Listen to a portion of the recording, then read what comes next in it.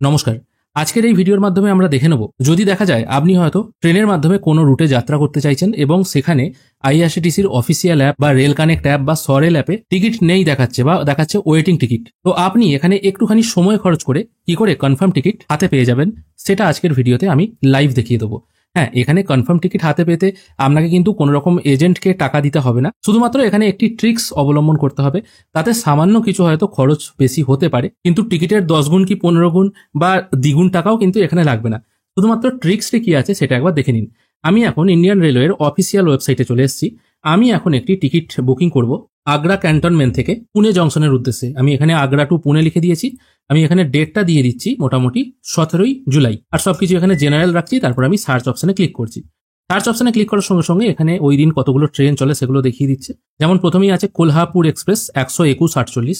এখানে আমি দেখছি স্ট্যাটাস কি দেখাচ্ছে। 17 তারিখে স্লিপারে দেখাচ্ছে আর এসি 11, এসিতে দেখাচ্ছে ওয়েটিং 10, আর এসি 2 টিয়ারে দেখাচ্ছে ওয়েটিং 2। গোয়া এক্সপ্রেসে ওই একই অবস্থা, কনফার্ম সিট কিন্তু কোনোটাতেই নেই বলে মনে হচ্ছে।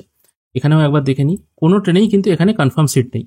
কিন্তু আপনার দরকার কনফার্ম সিট 17 তারিখেই।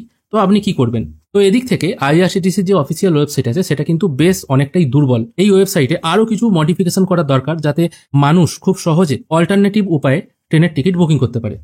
সেই জন্য আমি এখন ইউজ করব কনফার্ম টিকিট এই অ্যাপটি। এটা আপনারা ফোন থেকেও দেখতে পারেন বা ফোনেও কিন্তু ইনস্টল করে নিতে পারেন। আমি সেম রুট এখানে পেস্ট করে একই ডেট রেখে সার্চ করে দেখব এখান থেকে কোনো আমি কনফার্ম টিকিট পাই কিনা। এখানেও আমি দিয়ে দিচ্ছি আগ্রা ক্যান্টনমেন্ট, আর এটা দিয়ে দিচ্ছি আমি পুনে, আর এখানে ডিপার্চার ডেট আমি রেখে দিচ্ছি 17ই জুলাই। এটা আমি 17ই জুলাই রেখেছিলাম, দেখুন আমি এটা 17ই জুলাই রাখছি। দেখুন 17ই জুলাই রাখার সঙ্গে সঙ্গে এখানে একটা পপ আপ চলে এলো। এটাকে জাস্ট আমি ক্লোজ করে দিচ্ছি। দেখুন এখানে প্রথম যে ট্রেনটা আছে কি দেখাচ্ছে, কোলহাপুর এক্সপ্রেস 121:48। এই ট্রেনটাই আমি প্রথমে দেখছিলাম, কোলহাপুর এক্সপ্রেস 121:48 7:30 ছাড়ে আগ্রা ক্যান্টনমেন্ট থেকে। এখানেও দেখুন 7:30 আগ্রা ক্যান্টনমেন্ট। ঠিক আছে, এখানেও দেখাচ্ছে দেখুন থার্ড এসি বা স্লিপারে যেমন আর এসি, মানে কনফার্ম সিট হচ্ছে না। কিন্তু আমি যদি এখন থেকেই কনফার্ম সিট চাই তাহলে কি করব?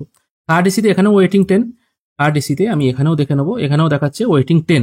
কিন্তু নিচে একটা দেখুন দেখাচ্ছে কনফার্ম সিট 2105 টাকা। যদি আমি 2105 টাকা দিই তাহলে আমার কনফার্ম সিট হয়ে যাবে। নর্মালি ভাড়া কত? নর্মালি ভাড়া হচ্ছে 1650। এখানেও ভাড়া দেখাচ্ছে 1650, কিন্তু 2105 টাকা দিলে কনফার্ম সিট হয়ে যাবে। তাহলে কি এটা এজেন্ট বা দালালদের চক্কর? নিশ্চয়ই এরকম কিছু ব্যাপার মনে হচ্ছে।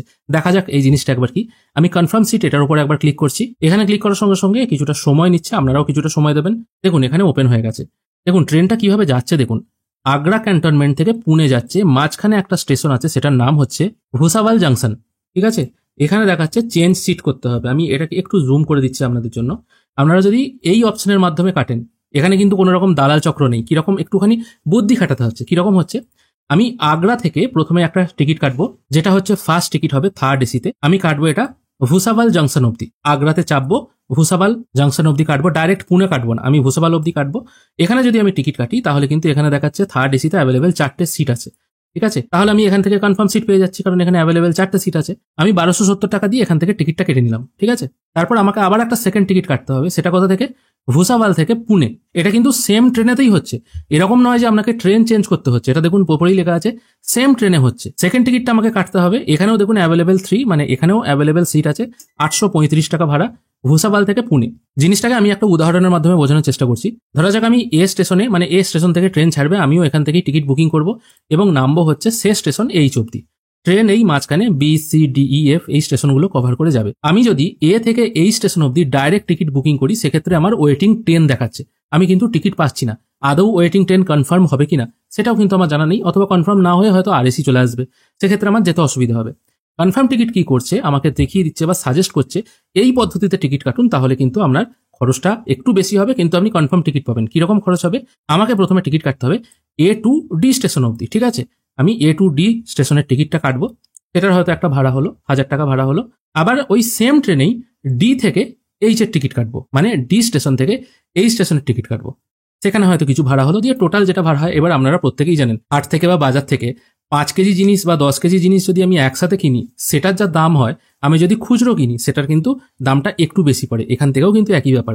আপনি যেহেতু একবারে বুকিং করছেন না, খুচরো বুকিং করছেন, পাটে পাটে বুকিং করছেন, সেই জন্যই কিন্তু খরচটা একটু বেশি লাগছে। এছাড়া আর কিছু কিন্তু ব্যাপার না। এখানে দেখুন বারবার বলছি এটা কিন্তু সেম ট্রেনে হচ্ছে, আপনাকে কিন্তু ট্রেন চেঞ্জ করতে হচ্ছে না।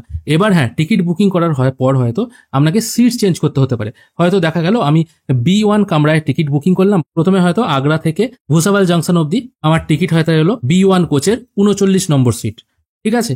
আবার ভুসাওয়াল থেকে পুনে অবধি আমার হয়তো যখন আমি টিকিট বুকিং করলাম তখন আমার হয়তো সিট এলো B3 কোচের 11 নম্বর সিট। মানে এইটুকু শুধু আপনাকে কষ্ট করতে হবে, আপনাকে শুধু সিটটা চেঞ্জ করে নিতে হতে পারে, অথবা হয়তো একই কোচে পড়তে পারে। এবার যেহেতু রিজার্ভেশন কামরায় ভেতর দিয়ে আপনি যেতে পারবেন, তাই আপনাকে স্টেশনেও নামতে হচ্ছে না, তাই চাপের কোনো ভয় নেই যে আপনাকে স্টেশনে নামতে হচ্ছে, আপনি বয়স্ক মানুষ ট্রেন ছেড়ে দেবে, এরকমও কিন্তু কোনো ব্যাপার নেই। আর এটাও নয় যে আপনাকে ওই স্টেশনে আসার সঙ্গে সঙ্গে সিট ছেড়ে দিতে হবে বা আপনাকে ট্রেনে নামিয়ে দেওয়া হবে। আপনি একটু সময় নিয়ে ভেতরে চলে যান, কোনো রকম অসুবিধা নেই। কনফার্ম টিকিটে আরেকটি কিন্তু খুব ভালো সুবিধা আছে, সেটা হচ্ছে এটাই, যেমন আমি এখান থেকে পুনে টু NDLS বা নিউ দিল্লি টিকিট সার্চ করছি, এটা 10ই জুলাই সার্চ করছি, সার্চ করে দেখা যাক কিরকম কি সিট আছে। এখানে দেখুন ম্যাক্সিমাম ট্রেনে কিন্তু রিগ্রেট দেখিয়ে দিচ্ছে, মানে কোনো ট্রেনেই বুকিং করতে পারবেন না, কারণ আপনারা প্রত্যেকেই জানেন ওয়েটিং টিকিটও কিন্তু একটা নির্দিষ্ট লিমিট অবধি বুকিং করা যায়, ঠিক আছে। কিন্তু এখানে দেখুন একটা ট্রেন আছে, সেখানে দেখাচ্ছে এখানেও রিগ্রেট, এখানে আপনি বুকিং করতে পারবেন না, কিন্তু এখানে দেখাচ্ছে কনফার্ম সিট 905 টাকা। এটা কি করে সম্ভব? এখানে আমি একবার ক্লিক করছি, এখানে ক্লিক করার সঙ্গে সঙ্গে দেখাচ্ছে দেখুন এই ট্রেনটায় আপনি যদি যশবন্তপুর থেকে নিউ দিল্লি অবধি টিকিট বুকিং করেন সেক্ষেত্রে কনফার্ম টিকিট পাবেন। কিন্তু আপনি তো যশবন্তপুরে যাবেন না টিকিট ট্রেন ধরতে, এক্ষেত্রে আপনাকে বুকিং করতে হবে যশবন্তপুর থেকে নিউ দিল্লি অবধি, আর আপনাকে বোর্ডিং করতে হবে পুনে জংশন। মানে আপনি ভাড়া দিচ্ছেন যশবন্তপুর থেকে নিউ দিল্লি, টোটাল ট্রেনের ভাড়াটাই দিচ্ছেন। এটাও আমি আপনাদের বুঝিয়ে দিচ্ছি। ধরুন এ স্টেশন থেকে ট্রেনটা যাবে এই স্টেশন অবধি, মাঝখানে এতগুলো স্টেশন আছে, ইন্টারমিডিয়েট স্টেশন আছে, আপনি হয়তো এই স্টেশনে চাপতে চান। এবার আপনি যখন থেকে এই স্টেশনের অবধি ট্রেন সার্চ করছেন তখন দেখাচ্ছে কোনো ট্রেনের সিট নেই, সব রিগ্রেট দেখাচ্ছে বা ওয়েটিং দেখাচ্ছে, কিন্তু আপনি কনফার্ম টিকিট পাচ্ছেন না। তাহলে কি করতে হবে?